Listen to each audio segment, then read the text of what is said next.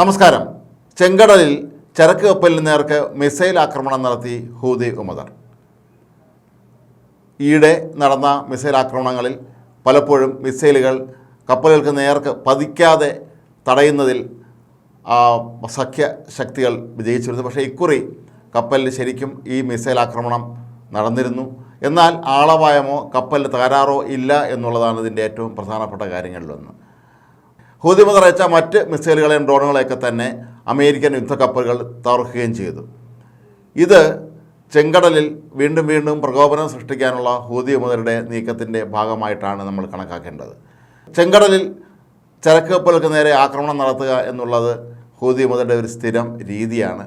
പ്രധാനമായും ഇസ്രായേൽ ബന്ധമുള്ള അല്ലെങ്കിൽ ഇസ്രായേലിലെ പൗരന്മാർ ഉടമസ്ഥരായിട്ടുള്ള കമ്പനികളുടെ കപ്പലുകളാണ് ഇവർ പലപ്പോഴും ലക്ഷ്യം വയ്ക്കാറുള്ളത്. ഹെലികോപ്റ്ററിലും മറ്റും പറന്നെത്തി കപ്പലിലേക്ക് ഇറങ്ങി അവിടെ ജീവനക്കാരെ ബന്ദികളാക്കുകയും പിന്നീട് കപ്പൽ തട്ടിയെടുക്കുകയൊക്കെ ചെയ്യുന്ന ഒരു രീതിയാണ് ഇവർക്കുണ്ടായിരുന്നത്. പക്ഷേ ഇപ്പോൾ മിസൈലുകൾ ഉപയോഗിച്ചുള്ള ആക്രമണമാണ് ഹൂതി വിമതർ നടത്തുന്നത്. ഇത് പലപ്പോഴും ഇറാൻ്റെ പിന്തുണയോടുകൂടി വളരെ സുരക്ഷിതമായ ചില സ്ഥലങ്ങളിൽ ഇരുന്നുകൊണ്ടാണ് ഇവർ ഇത്തരത്തിലുള്ള മിസൈലുകൾ വിക്ഷേപിക്കുന്നത് എന്നാണ് മനസ്സിലാക്കാൻ കഴിയുന്നത്.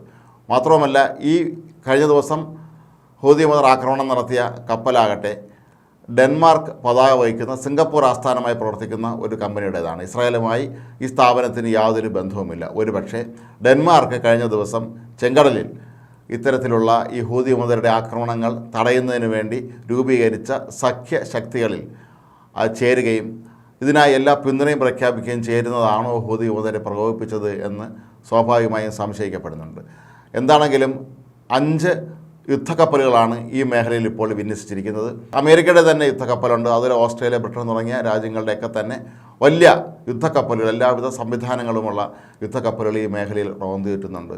പക്ഷേ മറ്റൊരു പ്രധാനപ്പെട്ട കാര്യം, ഇപ്പോൾ ഇത്തരത്തിലുള്ള ഈ ആക്രമണത്തെ കരുതി പല കപ്പലുകളും വഴി മാറ്റിയാണ് യാത്ര ചെയ്യുന്നത്. ഗുഡ് ഹോപ്പ് മുനമ്പ് വഴിയാണ് ഇപ്പോൾ പല കപ്പലുകളും പോകാറുള്ളത്. ചെങ്കടലിൽ ഈ ഒരു പ്രത്യേക മേഖലയിൽ നിരന്തരമായ ആക്രമണം ഹൂതി വിമതർ ശക്തമാക്കിയ സാഹചര്യത്തിലാണ് സുരക്ഷയെ കരുതി മറ്റു വഴികളിലൂടെ കപ്പലുകൾ കടന്നു പോകുന്നത്. അതേസമയം ഇതുവഴി പോകുന്ന കപ്പലുകളുടെ എണ്ണത്തിൽ സാരമായ മാറ്റം സംഭവിച്ചിട്ടില്ല, കുറവുണ്ടായിട്ടില്ല എന്നാണ് അധികൃതർ പറയുന്നത്.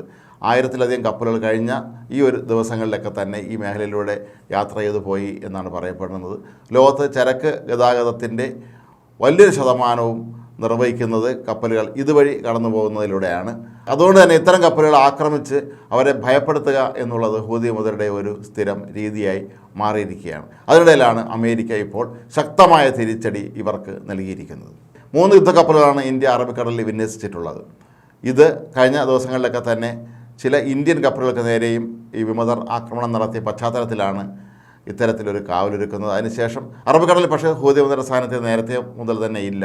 പക്ഷേ ഇവർ മറ്റ് ഭാഗങ്ങളിൽ നിന്ന്, അതായത് ഇവർ സുരക്ഷിതരായിരിക്കുന്ന ഭാഗങ്ങളിൽ നിന്ന് മിസൈലും ഡ്രോണുകളൊക്കെ അയച്ച് കപ്പലുകളെ അപായപ്പെടുത്തുന്ന രീതിയാണ് ഹൂതി വിമതർ പിന്തുടരുന്നത്.